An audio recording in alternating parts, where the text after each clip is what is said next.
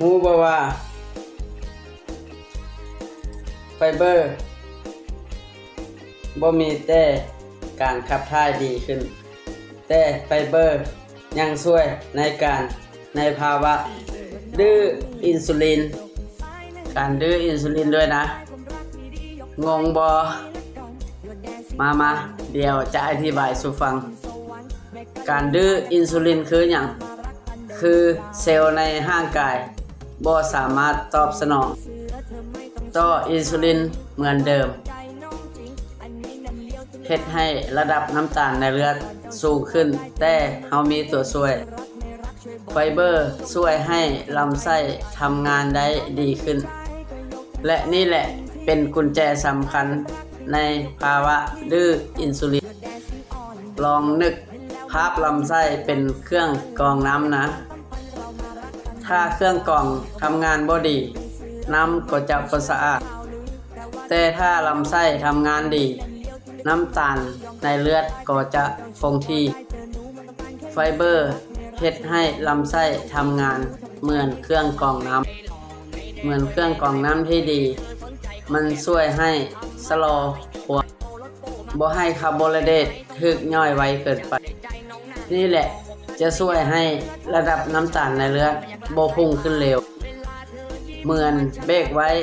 เฮ็ดให้ระดับน้ำตาลขึ้นค่อยๆบ่กระชากขึ้นไปสูงสุดและยังช่วยความตึงเครียดของร่างกายที่ต้องใช้อินซูลินหลายเกินไปด้วยไฟเบอร์ช่วยดูดซึมน้ำตาลเป็นไปอย่างช้าๆและช่วยตอบสนองของเซลล์ต่ออินซูลินเซลล์ก็จะทำงานได้ดีขึ้นและตอบสนองต่ออินซูลินได้ไวขึ้นสรุปง่ายๆคือถ้าลำไส้ของเราทำงานดีการทำงานของน้ำตาลก็จะค่อยๆทยอยเข้าสู่ร่างกายบ่รีบเร่งแบบนี้เลยบ่ต้องใช้อินซูลินหลายเกินไฟเบอร์คือสุดยอดผู้ช่วยขับถ่ายได้ดีลำไส้ทำงานได้ดีขึ้นน้ำต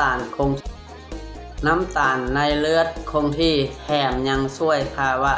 ดื้ออินซูลินคูณ3ไปเลยอย่าลืมกินไฟเบอร์เยอะๆทั้งผักผลไม้ถั่วและข้าวโอ๊ตข้าวกล้องใส่ลงในชีวิตประจำวันลำไส้ดีขึ้นน้ำตาลในเลือดคงที่สุขภาพแข็งแรงอย่าลืมติดตามคลิปในต่อไปเดี๋ยวเราจะมีเคล็ดลับดีๆในตอนต่อไปเนาะบ๊ายบาย